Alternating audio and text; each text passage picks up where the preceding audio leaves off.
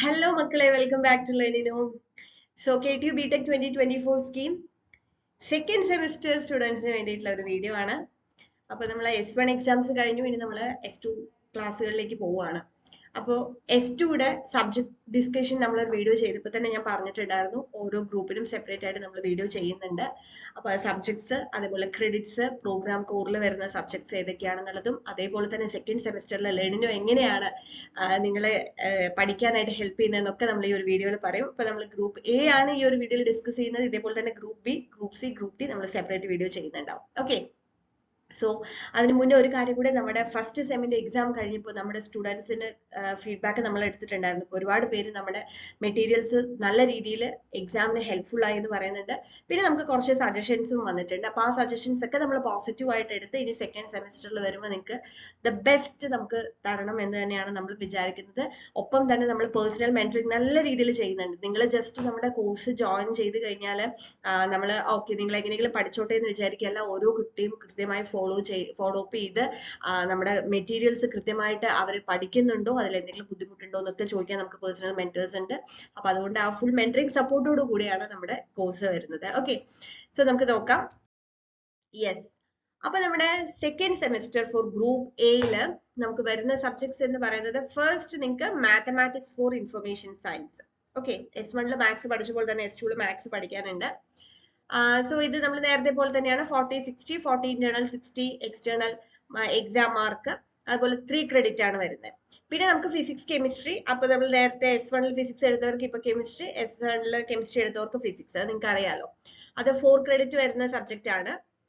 പിന്നെ നമുക്ക് വരുന്നതാണ് foundation of computing from hardware essential to web design എന്ന് പറയുന്നത്. അപ്പൊ പ്രത്യേകിച്ച് ഗ്രൂപ്പ് എക്കാരെ സംബന്ധിച്ചിടത്തോളം ഇത് നിങ്ങൾക്ക് ഒരു കോർ സബ്ജക്ട് പോലെ തന്നെ കൺസിഡർ ചെയ്യാവുന്നതാണ്.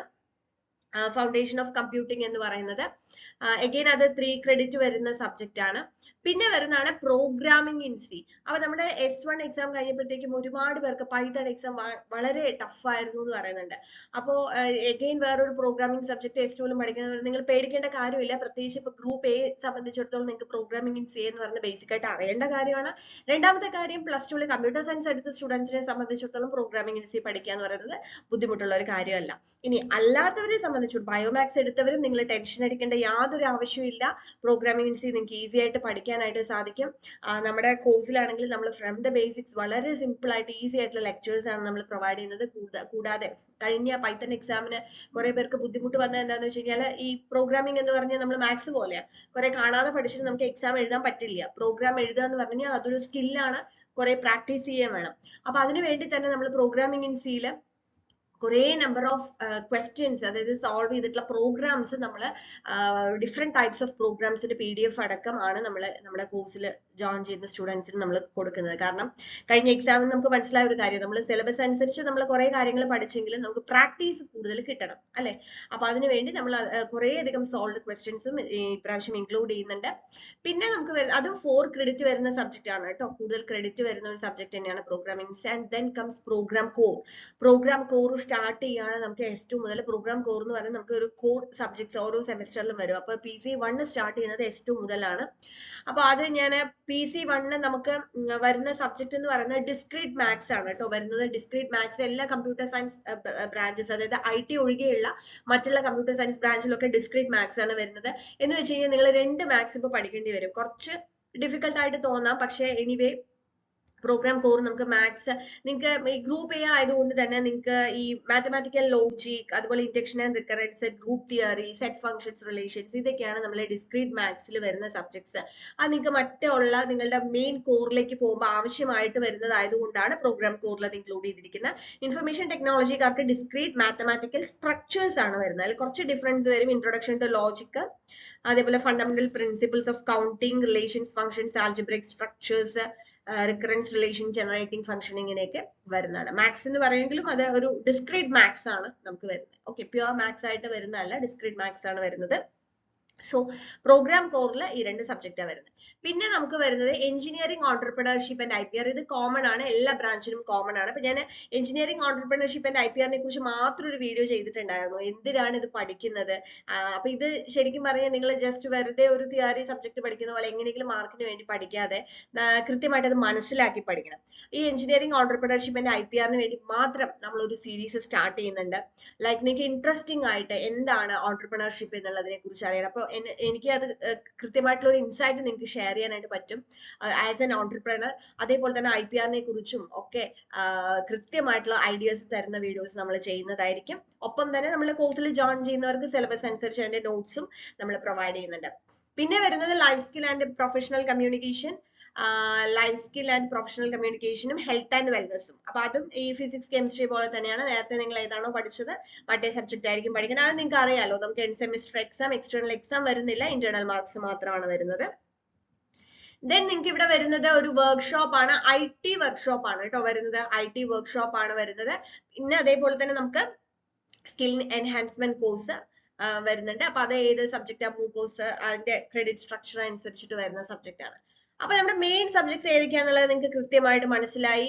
അപ്പോ S1 പരീക്ഷ കഴിഞ്ഞപ്പോ കുറെ പേർക്ക് കുറെ അധികം തിരിച്ചറിവുകൾ ഉണ്ടായിട്ടുണ്ട്. അതായത് ലൈക്ക് ആദ്യം പഠിക്കാതെ എക്സാമിന്റെ ടൈമിൽ മാത്രം പഠിച്ചവർക്ക് നന്നായിട്ട് പെർഫോം ചെയ്യാൻ പറ്റാത്തവരുണ്ട്. അപ്പൊ നിങ്ങൾ മനസ്സിലാക്കേണ്ടത് S2 സെമിസ്റ്റർ തുടങ്ങുമ്പോൾ തന്നെ കൃത്യമായി പഠിച്ചു പോവുക.